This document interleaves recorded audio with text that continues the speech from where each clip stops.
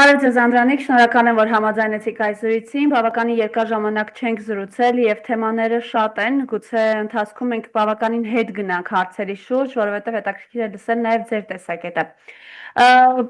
Բայց սկսենք վերջից,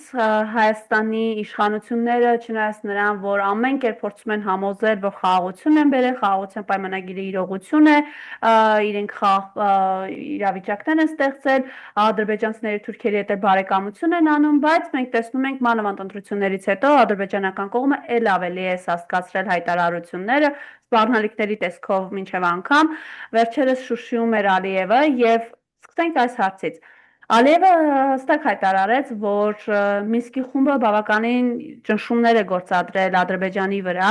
սրանով իսկ պայթեցնելով այն թեզը, որ այս իշխանություններն ասում են, թե Արցախը նախկինների ժամանակ արդեն տրված էր եւ իրենք այդ թոկը եկան եւ ազատեցին եւ Հայաստանին ինքնիշխանություն բերեցին։ Ես կխնդրեմ այս հայտարարությանը անդրադառնանք, համեցեք։ Մենք բազմիցս ենք նման հայտարարությունների մասին խոսել եւ 2016 թվականի օրինակ ապրիլյան պատերազմից հետո շատերը, այդ թվում այն ժամանակվա անդիմության ներկայացուցիչները, եթե չեմ սխալվում, նաեւ Նիկոլ Փաշինյանը եւ իր թիմակիցները խոսում էին նրա մասին, որ իբրև մենք պարտվել ենք ապրիլյան պատերազմում, չնայած որ ընդամենը կես տարի հետո Աշնանը 2016 թվականի հենց Իլհամ Ալիևը խոսում էր նրա մասին, որ փակ դռներում իր հետ քննարկումների ժամանակ Մինսկի խմբի անդամ պետությունների ղեկավարները խոսում են նրա մասին, որ Ադրբեջանը պարտավոր է ճանաչել Արցախի անկախությունը եւ այնտեղ լինելու են որոշ փոխզիջումներ, բայց այնուամենայնիվ այս կարևոր մասը սա է, որ Ադրբեջանին պարտադրում էին, որ ինքը ճանաչի Արցախի անկախությունը, որովհետև պատերազմով, ապրիլյան պատերազմով ըստ էության ոչինչ չստացվեց Ադրբեջանի համար, իրենք չկարողացան հաղթանակի հասնել այդ պատերազմում, կային նաև բազմաթիվ տեղեկատվություններ, որ հենց ադրբեջանական կողմն էր դիմել Մոսկվային, որպեսզի դադարեցնեն պատերազմը, եւ այս ամեն ինչը նշանակում էր, որ 2016 թվականի ավարտին օրինակ Ադրբեջանը արդեն շատ մոտ էր նրան, որ այդ իրողությանը արդեն ճանաչեր, այսինքն ոչ թե ճանաչեր Արցախի անկախությունը, բայց արդեն հասկանար, որ այլ ընտրանք չկա։ Պետք է բանակցել եւ պետք է բանակցեն փոխզիջումների մասին, Ադրբեջանը այդ թվում նաեւ պետք է գնա փոխզիջումների եւ այդ փոխզիջումների գլխավոր մասը պետք է լինի այն, որ Արցախը կայացած պետությունն է եւ իրենք պարտավոր են մոտենալ այդ անկախության հարցին եւ ճանաչել Արցախի անկախությունը։ Հիմա դա կարող է ոչ թե լիներ մոտակա 5-10 տարվա ընթացքում, դա կարող է լիներ հետո 15 տարի հետո, 20 տարի հետո, բայց այնուամենայնիվ դա լինելու էր փաստ, եւ այդ փաստը պետք է ամրագրվեր նաեւ ինչ-որ փաստաթղթով։ Եթե հայկական կողմը գնար տարածքային ինչ-որ փոխզիջումների, ապա ադրբեջանական կողմը պետք է ամրապնդեր դա պայմանագրի մեջ, որը պետք է ստորագրվեր Երևանի եւ Բաքվի միջեւ, որ ճանաչելու է Արցախի անկախությունը։ Հիմա դա կարող է լինել ռեֆերենդումից հետո, դա կարող է լինել այն ինչ-որ իրողություններից հետո, բայց դա լինելու էր փաստ։ Հայաստանում հետո հետագայում ինչ տեղի ունեցավ, բոլորս արդեն ծանոթ ենք, դա 2018 թվականի իշխանափոխությունը Հայաստանում եւ ինչից հետո արդեն այս ամեն ինչը կտրուկորեն փոխվեց, սրացումներ հայ-ադրբեջանական հարաբերություններում տեղի ունեցավ եւ այդ սրացումների արդյունքը բերեց նրան, որ տեղի ունեցավ 2020 թվականի պատերազմը, արդյունքներին բոլորս ծանոթ ենք այդ պատերազմի եւ դրանից հետո արդեն Հայաստանի իշխանությունները բոլորովին փոխեցին իրենց դիրքորոշումը, այսօրվա իշխանությունների մասին արդեն խոսքը գնում այլ ոչ թե նախկին եւ իրենք ուղղակի ճանաչեցին Արցախը որպես Ադրբեջանի տարածքային մաս, դա տեղի ունեցավ 2022 թվականի աշնանը Պրահայում, ինչից հետո սկսվեց Արցախի բլոկադան Եվ այդ Արցախի բլոկադան ավարտվեց նրանով, որ 2023 թվականի սեպտեմբեր ամսին Ադրբեջանը նոր պատերազմ սկսեց Արցախի դեմ, եւ այդ պատերազմի արդյունքը եղավ այն, որ ամբողջությամբ Արցախը իրենք օկուպացրեցին, տեղի բնակիչների նկատմամբ էթնիկ զտումներ իրականացրեցին, եւ Արցախում այսօր այլևս հայեր չեն ապրում։ Այսինքն մեծ մասը տեղափոխվեց Հայաստան, ինչ որ մի թիվ մարդկանց իրենք ուղակի սպանեցին Եվ մենք ունենք այսօր այդ իրողությունը։ Հիմա այն, որ իրենք փորձում են փոխել, ֆալսիֆիկացնել այդ փաստերը, որ իբրև թե միշտ էլ Հայաստանը ճանաչել է Արցախը որպես Ադրբեջանի մաս, Ալմատայի ինչ որ հռչակագրի մասին են խոսում են նրա մասին, որ բանակցային գործընթացում իբրև թե Հայաստանի բոլոր նախկին իշխանությունները ճանաչում էին Արցախը որպես Ադրբեջանի մաս, իհարկե այդ ամեն ինչը սուտ է եւ չի համապատասխանում իրականությանը։ Կա միայն մեկ իշխանություն, որը ճանաչել է Արցախը որպես Ադրբեջանի տարածքային ամբողջության մի մաս, դա Հայաստանի այսօրվա իշխանություններն Նիկոլ Փաշինյանի գլխավորությամբ։ Բացի իրենցից ոչ մի այլ իշխանություն Հայաստանի Հանրապետության չի ճանաչել Արցախը որպես Ադրբեջանի մաս, այլ հակառակը բանակցել են փորձելով հասնել այն արդյունքի, որ Ադրբեջանը ճանաչի Արցախի անկախությունը։ Եվ դրան շատ մոտ էին նախկին իշխանությունները, որովհետև պատերազմով Ադրբեջանի մոտ չէր ստացվում հասնել հաղթանակի, օկուպացնել Արցախը, եւ իհարկե իրենք ուզեն թե չուզեն պետք է բանակցային Արցախի դիրքորոշման այդ անկախության դիրքորոշման մասին։ Բայց այս իշխանությունները տեսնում եք ինչպես են ուզում մանիպուլացնել, ասելով, որ այդ թոկից ազատեցին Հայաստանին եւ դրանով իսկ ինքնիշխանություն բերելով ու վերջերս Նիկոլ Փաշինյանը կառավարության նիստից հետո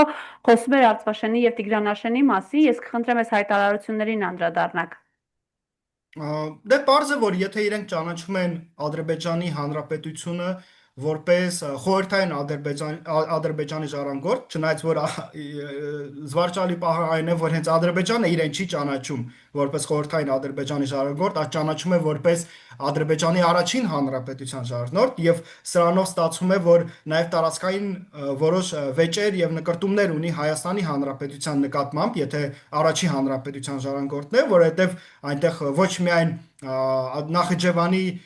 եւ Լեռնային Ղարաբաղի, Արցախի հետ վեճեր կային, այլ նաև Սյունիքի մարզի հետ վեճեր կային։ Այսինքն սրանով Ադրբեջանը եւ իդեպ դա ամրապնդված է իրենց համանadrության մեջ, իրենք ճանաչում են իրենց որպես Ադրբեջանի առաջին հանրապետության, ժողովրդավարական հանրապետության ժառանգորդ եւ ստացվում է, որ ունեն տարածքային նկրտումներ այսօրվա Հայաստանի Հանրապետության նկատմամբ։ Դրա համար, երբ որ Հայաստանի Հանրապետությունը խոսում է այդ խորհրդային Հայաստանի կամ խորհրդային Ադրբեջանի մասին, իրենք պետք է նաև սա էլ գիտակցեն, որ եթե անգամ ճանաչեն կամ վերադարձնեն, ինչպես իրենք են դա ներկայացնում, այդ անկլավները Ադրբեջանին, չեմ կարծում, որ սրանով հարցը կփակվի։ Ադրբեջանը ունի այլ նպատակներ, գլխավոր նպատակը Ադրբեջանի նրանում է, որ մոտակա տասնամյակների ընթացքում Հայաստանին տնտեսապես կախվածության մեջ գցեն, քաղաքական տեսանկյունից ճնշում իրականացնեն, ռազմական տեսանկյունից ճնշում իրականացնեն Հայաստանի վրա, որպեսզի թույլ չտան, որ Հայաստանը ուժեղանա եւ այնքան ուժեղ դառնա, որպեսզի նորից բարձրացնի Լեռնային Ղարաբաղի մեր հայրենակիցների վերադարձի մասին հարցը կամ օկուպացված տարածքների մասին հարցը, սա է գլխավոր նպատակը Ադրբեջանի մոտակա տասնամյակների համար։ Այն, որ խոսում են այդպես կոչված խաղաղության մասին, իհարկե խաղաղությունը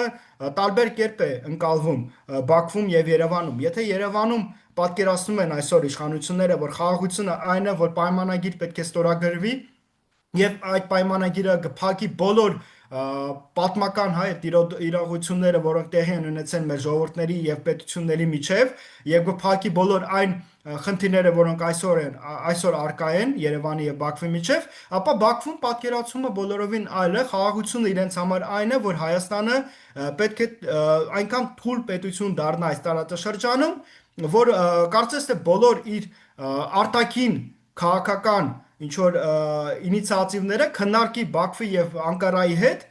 կամ նույն ներքաղաքական անգամ հարցերը, տեսեք Արարատի հետ կապված, պատմության վերանայման հետ կապված, հիմնի հետ կապված, գերբի հետ կապված, այս հարցերը պետք է եւս քննարկի Անկարայի եւ Բաքվի հետ։ Այստեղ մենք տեսնում ենք բոլորովին տարբեր պատկերացումներ, թե ինչ է խաղաղությունը։ Եվ եթե մեր այսօրվա իշխանությունները եւ ժողովրդի մեծամասնությունը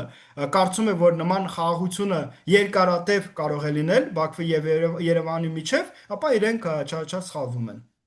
Ակնհայտ է չկա որևէ խաղաղություն, հաշվի առնելով նաև ադրբեջանցիները ինչպես են առաջ քաշում եւ ամենաբարձր ամբիոններից խոսում այն մասին, որ 300,000 ադրբեջանցիներ պետք է գան Հայաստան։ Իրենց պետական թերթերից մեկով վերջերս նաև խոսում էր այն մասին, որ ոչ միայն ադրբեջանցիների գալովն է լինելու, նաև ըստ էության իրենց պետականությունն են կառուցելու եւ ստեղծելու այստեղ։ Այս մասով կխնդրեմ ձեր տեսակետը արտահայտեք։ Սա մի թեմա է, որի մասին անընդհատ դուք եւ բոլոր ընդդիմադիրները զգուշացնում էին, որ այս իշխանության վերարտադրության դեպքում 300,000 ադրբեջանցիների հարցն է բարձրացվելու եւ հիմա մենք տեսնում ենք էլ ավելի սպառնալից է գալիս հայտարարությունները ադրբեջանական կողմից։ Այդ հարցը իրենք բարձրացնում են եւ հիմա էլ շարունակում են բարձրացնել, նաեւ ապացուցված փաստ է, որ սա ոչ թե ինչ որ կազմակերպությունների նախաձեռնությունն է, այլ իշխանությունների, Ադրբեջանի իշխանությունների կողմից ֆինանսավորվող ծրագիր է, եւ այս ծրագիրը հենց համապատասխանում է այն նույն նպատակին, որի մասին ես քիչ առաջ խոսում եմ, որ մոտակա տասնամյակների ընթացքում հնարավորինս զսպեն Հայաստանի անկախությունը, զսպեն Հայաստանի զարգացումը տնտեսական կամ ռազմական տեսանկյունից եւ կախվածության մեջ գցեն ուղղակի Թուրքիայից եւ Ադրբեջանից։ Ինչով սա կարող են իրենք, ինչպես կարող են սա իրականացնել, օրինակ եթե հաջողվի ինչ որ միջազգային կառույցների միջոցով կամ Հայաստանի հենց երկկողմ հարաբերությունների հետ կարգավորման գործընթացում պայմանագրի մեջ ամրապնդեն այս փաստը, որ ադրբեջանցիները պետք է վերադառնան, հիմա դա կարող են լինել անգամ մեկ ադրբեջանցի կարող է դա լինել։ Խոսքը թվի մասին չի։ Թող սա չվախեցնի մեր հայրենակիցներին կամ չմտածեն, որ որևէ մեկը փորձում է իրենց վախեցնել թվով։ Հիմա դա կարող է լինել 1-2 ադրբեջանցի, որ իրենք վերադառնան։ Եթե իրենց վերադարձը, իրենց գալը, ավելի ճիշտ Հայաստան, դիտարկվի որպես վերադարձ, ապա ստացվում է, որ վերադարձից հետո իրենք որոշ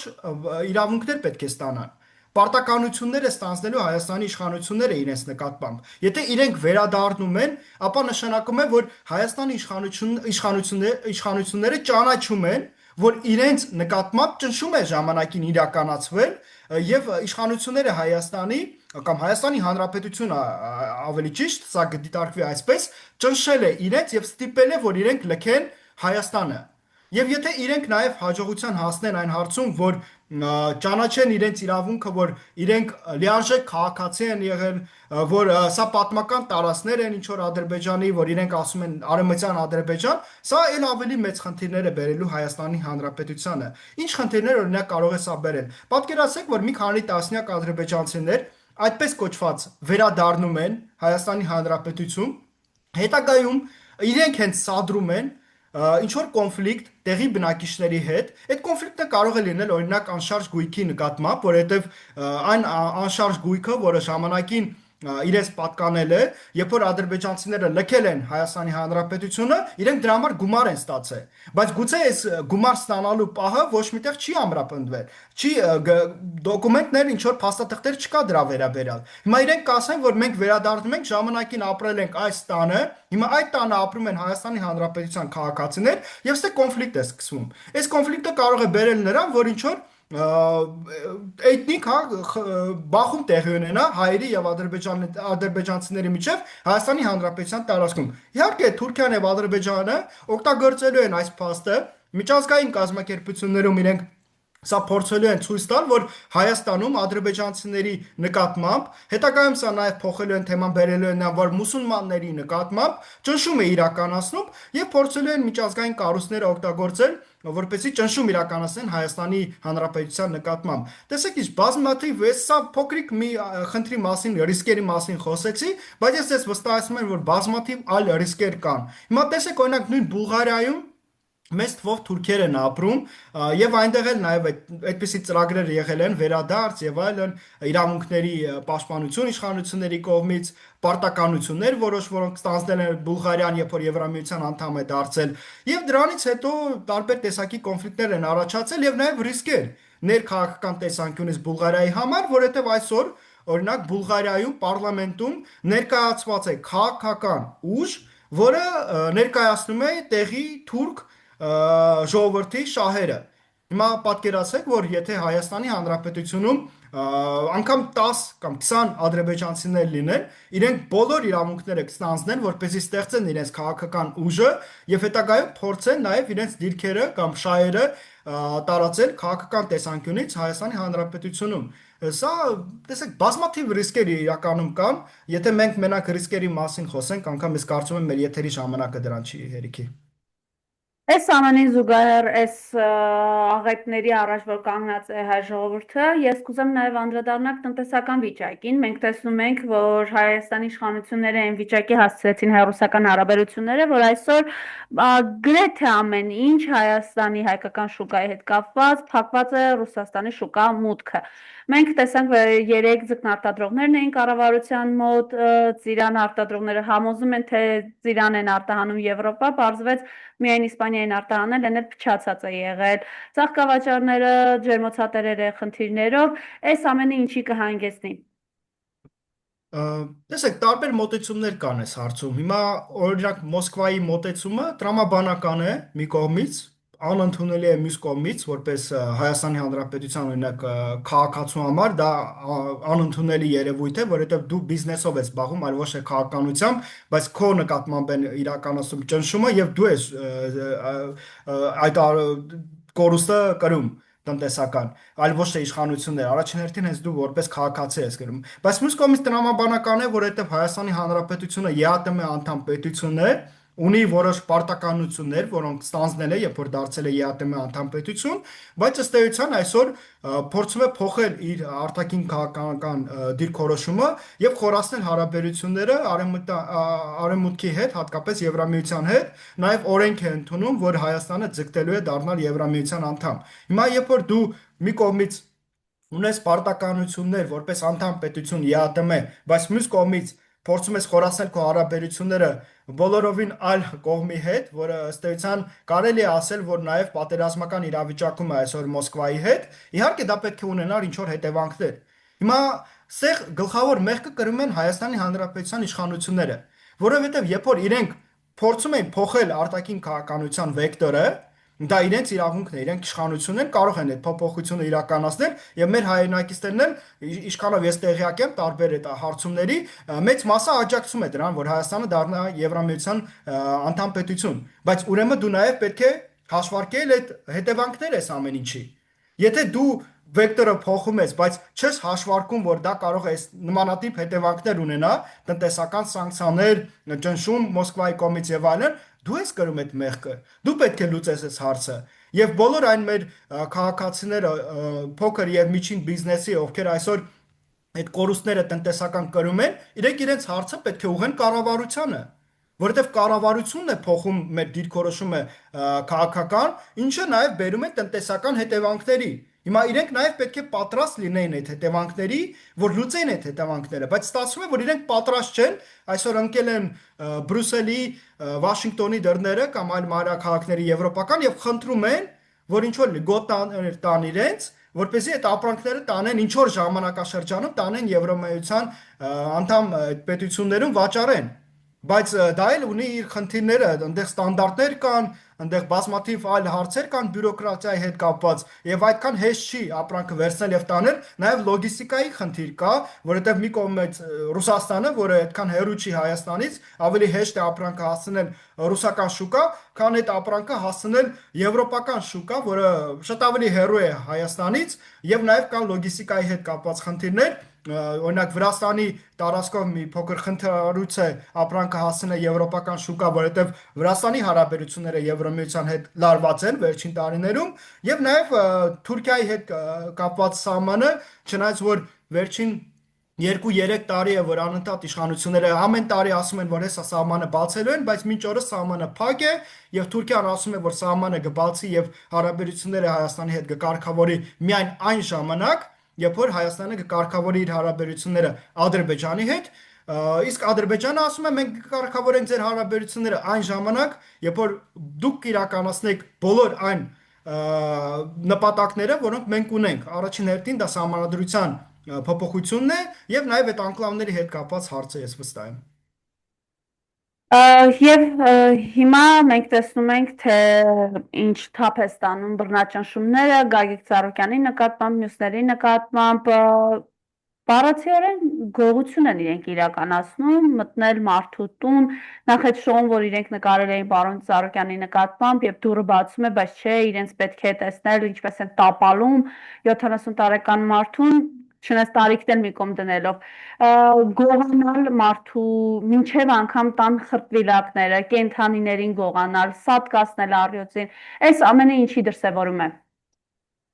Այս ամենը նրա դրսևորումն է, որ իրենք այսօր իշխանության են գտնվում եւ անում են այն ամեն ինչը, ինչ իրենք ցանկանում են։ Եվ սրա մասին ենք բազմիցս նախած զգուշացրել ենք եւ ես բազմիցս նաեւ հիշում եմ, որ 2019 թվականին, երբ որ ապօրինաբար իմ մուտքը փակեցին Հայաստանի Հանրապետություն, իմ գրառումներում, որոնք մինչ օրս պահպանվել են, եթե որևէ մեկը ցանկություն ունի, կարող է մտնել իմ Facebook-յան էջը եւ տեսնել այդ գրառումները, ես նախած զգուշացնում եմ, որ եթե այսօր իմ նկատմամբ, որպես անհատի նկատմամբ նման ճնշում է իրականացնում իշխանությունը, փորձելով զրկել ինձ իրավունքից ապրել Հայաստանի Հանրապետությունում, խոսել այն խնդիրների մասին, որոնք առկա են, նախազգուշացնել մեր հայրենակիցներին այն վտանգների մասին, որոնք մենք այսօր առնչվում ենք, եթե այդ ճնշումը իրականացում են իմ որպես անհատի նկատմամբ եւ ինձ չեն աջակցում քաղաքական ուժերը, հասարակական կազմակերպությունները, ապա վաղը միսօր այդ նույն խնդիրներին իրենք են բախվելու եւ ոչ մեկ իրենց չի աջակցելու կամ արդեն ուշ է լինելու աջակցության, որովհետեւ իշխանությունը այնքան ուժեղ է լինելու, որ իրենց վերահսկողության տակ գտնելու են բոլոր ուժային այդ ռեսուրսները, մարմինները եւ իրենք ինչ ցանկանան, դա ըստ էության իրականացնելու են։ Ցավոք սրտի եմ ասում, բայց 2019 թվականին կարող եմ Եվի ձերքից մատերի վրա հաշվել այն կազմակերպություններին, անհատներին, մեդիա ռեսուրսներին, այդ թվում նաև ձեր հայելի ակումբը, որոնք ինձ աջակցեցին եւ իմ խնդրի մասին խոսում էին։ Բայց մեծ մասամբ քաղաքական ուժերը, հասարակական կազմակերպությունները, անհատները իրենք լռում էին եւ այսօր իրենք են բախվում այդ նույն խնդիրների։ Դրա համար իրենք պետք է դրան պատրաստ լինեին, որ նման խնդիրներին իրենք բախվելու են վաղ թե ուշ եւ այսօր այդ վաղ թե ուշը արդեն իրենց դռնան առջև է կանգնել։ Այդուհանդերձ, այս ամենը ինչի դրսևորում է, եթե ինքը Նիկոլ Փաշինյանը խոսում է, որ ինքը հաղթել է, բացարձակ իշխանություն ունի այլևս, բայց ակնհայտ է, չէ՞, հետապնդումները ինչն են ցույց տալի, հակառակն են ցույց տալիս։ Ավելի նաև այս ընտրությունները, անգամ այս վարչական ռեսուրսի կիրառմամբ, բռնաճնշումներով, միայն ընտրության օրը միայն ուժեղ Հայաստանից 728 հոգու ձերբակալել են։ Այս ամենով հանդերձ 50%-ից ավելի մեր հայրենակիցները դեմ քվեարկեցին թրքացմանը, հայրենիք կորցնելու վտանգներին եւ նաեւ Արցախի ուրացմանը։ Ինչից է վախենում հիմա Նիկոլ Փաշինյանը։ Տեսեք, անշուշտ Նիկոլ Փաշինյանը տեսում է, որ իր վարկանիշը բավականին իջել է, եթե համեմատենք 2018 թվականի հետ, եւ ես կարծում եմ, որ այդ տենդենսը շարունակական բնույթ է կրելու, այսինքն հաջորդ ընտրություններում ել ավելի քիչ ձայներ կարող է ստանալ Նիկոլ Փաշինյանը, եթե շարունակի այս քաղաքականությունը, հատկապես արտաքին քաղաքականությունը, որը բազմաթիվ ռիսկերի եւ վտանգների է բերում Հայաստանին, տնտեսական տեսանկյունից կամ ռազմական տեսանկյունից, անվտանգության տեսանկյունից քաղաքացիների եւ իհարկե իր վարկանիշը գնալով իջնելու է։ Ստացվում է, որ ինքը նախապատրաստվում է, արդեն այսօր սկսվում է նախապատրաստել հաջորդ ընտրություններին։ Հիմա այդ հաջորդ ընտրությունները կարող են լինել հերթական 2031 թվականին, բայց չի բացառվում, որ այդ հաջորդ ընտրությունները կարող են լինել օրինակ ավելի շուտ 2027 կամ 28 թվականներին, մոտակա 2 տարվա ընթացքում։ Իհարկե այս տարի արդեն չեն լինի ընտրություններ, բայց ես վստահ եմ, որ 2027 թվականի երկրորդ կեսին կամ 2028 թվականին չեմ բացառում ավելի ճիշտ, որ դա կարող է տեղի ունենալ մոտ մինչև 2028 թվականը։ Ստացվում է, որ ինքը այսօր նախապատրաստում է արդեն այդ ընտրություններին։ Ինքը շատ լավ հասկանում է, որ եթե Հայաստանի Հանրապետությունում անցկացնի ռեֆերենդում, իհարկե ես բոլորովին դեմ եմ նման ռեֆերենդումի, որովհետև անկախ իր արդյունքներից դա բավականին ռիսկային է Հայաստանի համար եւ Ադրբեջանը կարող է օգտվել առիթից անկախ այդ արդյունքների այդ ռեֆերենդումի ինքը կարող է հաղթող կողմ դուրս գա, ես դրա մասին եւս բազմիցս խոսել եմ, բայց այդ ռեֆերենդումը եթե հանկարծակի չհաջողի իրականացնել իշխանություններին, այսինքն իրենք պարտվեն ռեֆերենդումում եւ մեր քաղաքացիների մեծ մասը չցանկանա փոխել սահմանադրությունը Ադրբեջանի պահանջով, ստացվում է, որ քաղաքական ճգնաժամ կարող է առաջանալ Հայաստանի Հանրապետությունում, եւ եթե սրան ավելացնում ենք տնտեսական ճնշումները Ռուսաստանի կողմից, եթե սրան ավելացնում ենք այդ խնդիրը, որը ինքը իրեն այսօր բերել է Հայաստանի Հանրապետության իշխանությունները, երբ որ կանգնել են Եվրամիության խորացնել Եվրամիության հետ խորացնելու հարաբերությունների եւ ԵԱՏՄ անդամ շարունակելու մնալ հարցին, այս ամեն ինչը կարող է հանգեցնել նրան, որ արտահերտ ընտրություններ կարող են անցկացնել Հայաստանի Հանրապետությունում եւ դրա համար այսօր իշխանությունները արդեն սկսել են այդ պատրաստվելու այդ ընթացքը եւ ճնշում են իրականացնում բոլոր այն քաղաքական ուժերի կամ լիդերների նկատմամբ, ում կողմից իրենք վտանգ են տեսնում, որ այդ մարդիկ, այդ քաղաքական ուժերը կարող են ձայներ ստանալ, մեծ թվով ձայներ եւ միավորվելու ընթացքում իրենք նաեւ հնարավորություն կստանան հաղթող դուրս գալ այդ ընտրություններում։ Նաև մենք տեսնում ենք, որ այս ամենը, երբ որ իրենք իրականացնում են այս բռնաճնշումները, բայց նաև ինչին ենք էլի առերեսվում, որ երբ իրավապահ համակարգը այսպես կենտրոնացրել են իրենք ընդդիմադիր հայացքներ ունեցող մարդկանց ճնշելու, բռնաճնշելու, բանտելու, զայնից, խոսքից կտրելու, ամբողջ երկիրը ուղղակի վխտում է հանցագործության մեջ։ Օրը ցերեկով Երևանի փողոցներում եւ ոչ միայն, դա մենք արդեն լրահոսով ենք իմանում, բա պատկերացեք ինչքան բան չի իմացվում, սպանություններ, մարդասպանություններ, խնդրեմ այս ամենի հետ կապված ձեր կարծիքը։ Իհարկե, սա հենց դրա հետևանքն է, երբ որ դու ուժային մարմինները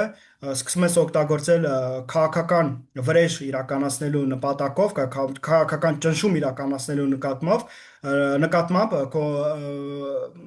նպատակով քո դիմադիր ուրեմն գործընկերների նկատմամբ, իհարկե, այս ամեն ինչը հենց դրա հետևանքն է, երբ որ ուժային մարմինները իրենց ռեսուրսները փոխարեն օգտագործեն կրիմինալ ինչ որ սեգմենտի դեմ կամ անվտանգությունը քաղաքացիների ապահովելու համար իրենք օգտագործում են այդ մարմինների ռեսուրսները ուժային քաղաքական ճնշում իրականացնելու նպատակով։ Սա այդ ամեն ինչի հետևանքն է, սա բավականին տրամաբանական է, սա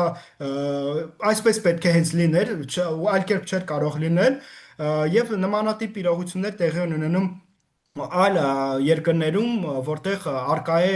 այդ ավտորիտարիզմը կամ իրենք մոտ են իշխանությունները ավտորիտարիզմին, այսօր Հայաստանը այդ նույն ճանապարհն է բռնել, գնում է դեպի ավտորիտարիզմ, եթե ոչ արդեն իսկ ավտորիտարիզմում է ապրում այսօրվա իշխանությունը, եւ սա բազմաթիվ վտանգներ իր մեջ կրում է, այդ թվում նաեւ այս կրիմինալի աճի այս քաղաքացիների անվտանգության խնդիրների բազմաթիվ եւ այլ բազմաթիվ խնդիրների կարող է հանգեցնել։ Ըստ էության ադրբեջանական մոդելով բռնաճնշումները հասել են այդ ադրբեջանական մոդելի։ Գուցե հենց Թուրքիայից եւ Ադրբեջանից է սրահանգը հերթական անգամ ստացել, ես չեմ բացառում, սա եւի այս հարցը ավելի ճիշտ կլինի հենց իրենց ուղղել, բայց ես չեմ բացառում, որ կարող է ընդօրինակել, տեսնելով, որ Ալիևին հաջողում է քանի տարի արդեն եւի մի 24, եթե ոչ ավել տարի մնալ իշխանությանը, ինքը եւս ունի նման նպատակ, ինքը ասելով Նիկոլ Փաշինյանին իհարկե նկատի ունեմ, մնալ իշխանությանը մոտավորապես 25-30 տարի, դրա համար ինքը պետք է այդ նույն մոդելը կրկնի Հայաստանի Հանրապետությունում։ Փորձը ցույց է տվել, որ Հայաստանի Հանրապետությունում ոչ մի իշխանություն հավերժ չէ, ոչ ՀՀՇ-ականներն էին Ոչ հավերժ, մի ոչ իշխանություն հավերժ չէ, ոչ հանրապետականները։ միտեղ։ Իհարկե, եւ ոչ միտեղ հավերժ չէ եւ սա էլ պետք է հաշվի առնի Նիկոլ Փաշինյանը, երբ որ փորձում է այդ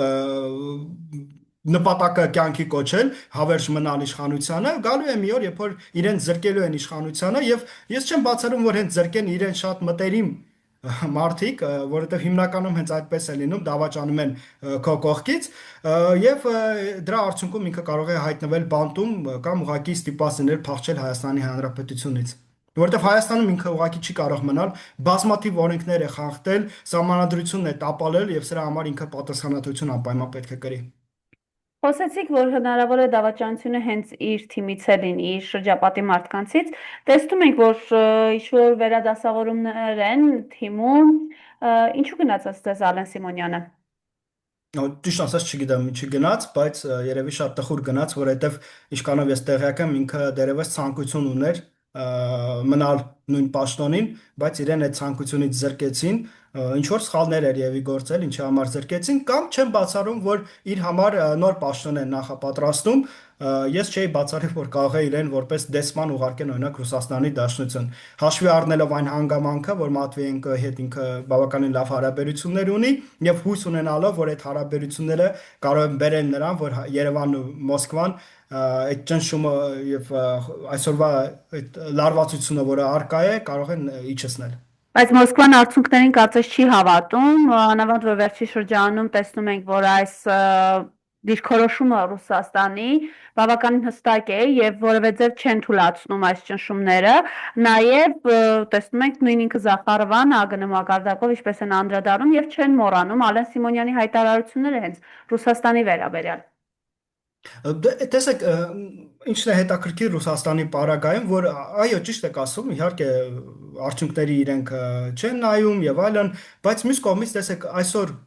Գուրգեն Արսենյան, թե Արսեն Գուրգենյան, մի շխառնում եմ, Հարսենյան։ հա, ինքն է ժամանակին նման հակառուսական հայտարարություններով բավականին հայտնի կերպար էր, նաև եթե չեմ սխալվում, իր մասին կային տեղեկատվություններ, չգիտեմ որքանով է դա համապատասխանում իրականությանը, որ 90-ականներին Ռուսաստանում կրիմինալ սեգմենտի հետ համագործակցել է, ճնշում է իրականացնել այդ թվում մեր հայրենակիցների նկատմամբ, ովքեր ապրում են Ռուսաստանի Դաշնությունում, գումար է իրենցից պարտադրել, չգիտեմ որքանով է սա համապատասխանում իրականությանը, բայց այնուամենայնիվ այդ մարդուն իրենք ընդունեցին եւ ինչու պետք է բացառենք, որ Ալեն Սիմոնյանի նման կերպարին կարող են չընդունել։ Դուք ձեր խոսքում անդրադարձաք, թե ինչպես իրենք հասան նրան, որ թեմաներ, որի մասին դուք բարձրաձայնում եք, այս իշխանությունները իրականում ինչ, այսպես ասենք, ծրագրերով, պլաններ են ունեցել, դրա հետևանքով դուք այսօր հայրենիքից դուրս եք եւ չեք կարողանում վերադառնալ հայրենիք։ Դերակատարումներից մեկը ունեցել է Լիլիթ Մակունցը, իմիջիայլոց հատկանշական է, որ ինքը Մակունցը չի վերցնելու մանդատը։ Ես կխնդրեմ եւս մեկ անգամ Էլիսանին հիշեցնել ով էր Մակունցը, ով էր Արմեն Գրիգորյանը եւ իրենք ինչ նպատակ էին հետապնդում։ Արմեն Գրիգորյանը եւ Լիլիթ Մակունցը այն գլխավոր կերպարներն էին, ովքեր իրականացնում էին իշխանապողությունը 2018 թվականին, հեղափոխության գլխավոր կերպարներն են, իրենց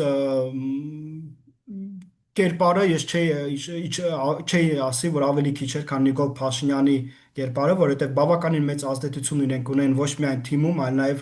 դրսում,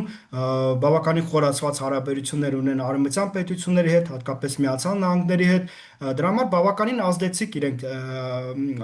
ֆիգուրներ էին եւ շարունակում են մնալ ազդեցիկ եւ կարծում եմ, որ Լիլիթ Մակունցի համար ինչ ինքը հրաժարվեց այդ падգամավորական մանդատից, որովհետեւ դա այն նպատակը չի նմանատիպ կերպարի համար, ինքը ել ավելի մեծ նպատակներ ունի եւ եկեք սպասենք տեսնենք թե ինչպիսի պաշտոն ինքը կստանձնի, որովհետեւ չեմ բացառում, որ շատ ավելի մեծ պաշտոն կարող է ստանալ, հիմա չեմ կարող ասել ինչպիսի պաշտոն, բայց չեմ բացառում, որ ավելի ազդեցիկ է լինելու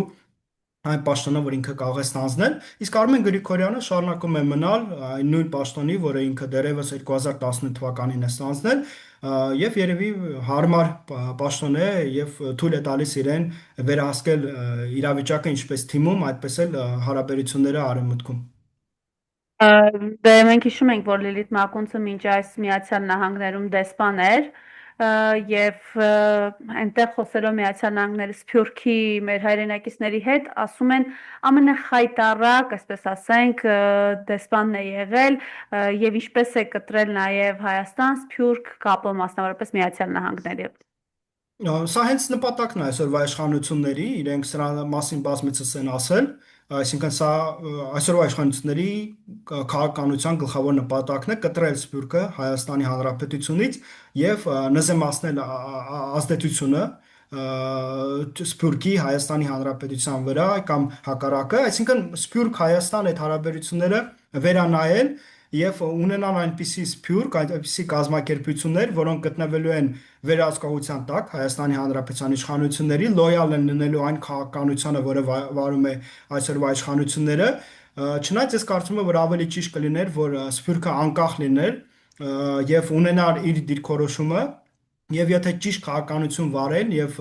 սա կարող է նաեւ օգտագործվել Հայաստանի իշխանությունների կողմից, բայց իրենք այլ մոտեցում ունեն, տեսեք, իրենք այդ տիպիկ արևելյան մոտեցումը ունեն, որ ամեն ինչ պետք է իրենց վերահսկողության տակ լինի։ Եթե իրենք ավելի խելացի լինեին, ապա հակառակը կնպաստեին նրան, որ ստեղծեին կազմակերպություններ Հայաստանում, դրսում, որոնք կունենային հակառակ տեսանկյունը, որոնք իրենք հետագայում կօգտագործեին նաև հարաբերությունները կարգավորման գործընթացում Թուրքիայի եւ Ադրբեջանի հետ, ցույց տալով, որ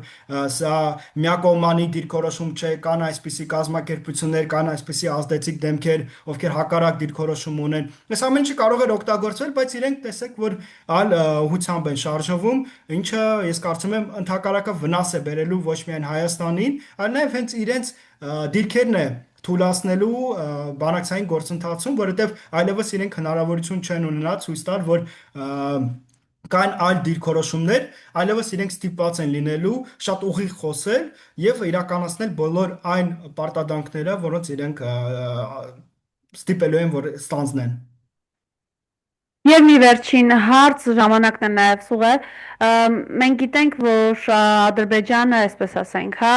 երբ սովորաբար պատերազմից առաջ կամ հարձակումից առաջ հարաբերական անդոր է լինում եւ մենք հիմա այս անդոր վիճակում ենք, բայց եւ նաեւ Ռուսաստանի հետ հարաբերությունները Ադրբեջանի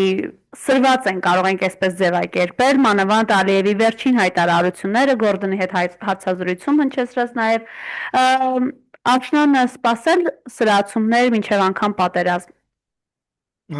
Եթե Նիկոլ Փաշինյանին լսենք, ապա պետք է սպասենք, որովհետև ինքն էլ չէ, որ ասում էր, եթե չունենանք սահմանադրական մեծամասնություն, նոր պատերազմ է լինելու։ Սեպտեմբերին կամ աշնանը այդպիսի նման հայտարարություններ չէ անում, եթե չեմ սխալվում, ուրեմն Նիկոլ Փաշինյանը դրա մասին հենց խոսել է, որ նոր պատերազմ պետք է լինի, բայց ես ավելի քան վստահ եմ, որ նոր պատերազմ չի լինելու, որովհետև ինչպես կարող է նոր պատերազմ լինել, երբ որ բանակցային գործընթացում մի կողմը անընդհատ գնում է զիջումների, իսկ մյուս կողմը անընդհատ պարտադրում է, որ դու գնաս այդ զիջումների։ Այս պարագայում իհարկե նոր պատերազմ չի կարող լինել, բայց այստեղ խնդիրը սահմանադրական ռեֆերենդումն է։ Կարծում եմ, որ այս տարի արդեն Հայաստանում հնարավորությունից նման զրկված են իշխանությունները սահմանադրական ռեֆերենդում իրականացնելու հնարավորությունից, որովհետև բացի նրանից, որ իրենք չունեն սահմանադրական մեծամասնություն, որպեսզի միակողմանի նման որոշում կայացնեն, այլ նաև մունիցիպալ ընտրություններ են նախատեսվում սեպտեմբեր-նոյեմբեր ամիսներին Հայաստանում եւ նման պարագայում իհարկե դժվար կլինի նաև անցկացնել ռեֆերենդումը, եթե միայն դա օրինակ դեկտեմբերին չունենա, տեղի չունենա, բայց չեմ կարծում, որ այս տարի հնարավորություն նման կունենան, կփորձեն ձգել միջև մյուս տարի եւ մյուս տարի օրինակ գարնան վերջ կարող են փորձել իրականացնել այդ ռեֆերենդումը, իսկ մինչ այդ իրենք ամեն ինչ անելու են, այս ճնշումները նաև հարցնում եք, թե ինչու են նման ռեպրեսիաներ սկսել ընդդիմության նկատմամբ, ամեն ինչ փորձելու են անել, որ հավելյալ մանդատներ ստանան ընդդիմադիր քաղաքական ուժերի կողմից անհատների որպես ամեն ուրեմն մարդու նկատմամբ իրենք այդ ճնշումը իրականացնելու են ընդդիմադիր քաղաքական գործիչների մասին է խոսքը, որպեսզի իրենց ձայները ստանան, ավելի լոյալ լինեն այդ մարդիկ իրենց նկատմամբ եւ մենք տեսնում ենք, որ իշխանությունների համար դա ժամանակին ստացվել է, այնտեղ մի քանի ընդդիմադիր քաղաքական ներկայացուցիչներ կան, ովքեր հետո փոխել են իրենց դիրքորոշումը կտրուկորեն եւ անցել են իշխանության կողմ եւ փորձելու են այդ նույն քաղաքականությունը իրականացնել, եթե չեմ սխալվում 6-7 ձայն է իրենց պետք եւ ամեն ինչ անելու են դրա համար, որ այդ 6-7 ձայնը ստանան։ Շնորհակալություն, որ համաձայնեցիք այս զրույցին։ Ուղղակի 3-4 րոպե է մեզ մնացել։ Վերջին տեղեկությունն էլ այն է, որ Կենտրոնական ընտրական հանձնաժողովը Նարեկ Կարապետյանին մեղադրանք առաջադրելու հարցի վերաբերյալ համաձայնություն է տվել եւ նաեւ նրան անձեռնմխելիությունից զրկելու համաձայնություն են տվել, սա հայտարարություն է իրականում։ Եվ ես դες կարող եմ ասել, որ առաջին հերթին հենց վտանգի տակ է կանգնած ուժեղ Հայաստան ալյանսի իրենց քաղաքական ուժի հետ ներկայացուցիչները պարլամենտում, որ առաջին հերթին իրենց նկատմամբ են ճնշումը իրականացնելու, որովհետև Հայաստան դաշինքը քիչ թե շատ ավելի կայուն է, քան ուժեղ Հայաստանը, այնտեղ բազմաթիվ կերպարներ կան, անկեղծ ասեմ, որոնց բիոգրաֆիային լավ ծանոթ չեմ եւ եթե էլ ծանոթ եմ, այդքան վստահելի մարդիկ չեն եւ կարող է ճնշումը բերել նրան, որ իրենք փոխեն Կարող հասկանալով Սամվել Կարապետյանն էլ է հստակ հայտարարում եւ իրենց թիմն էլ, որ իրենք կուր են, ամուր են եւ անգամ սրանց սպառնալիքներին, որ այդպես սպասում են, որ ծեծ ու ջարդ պետք է անեն, իրենց պատասխանն էլ ստանալու են։ Ես միայն ուրախ կլինեմ, որ սխալվեմ։ Շնորհակալություն։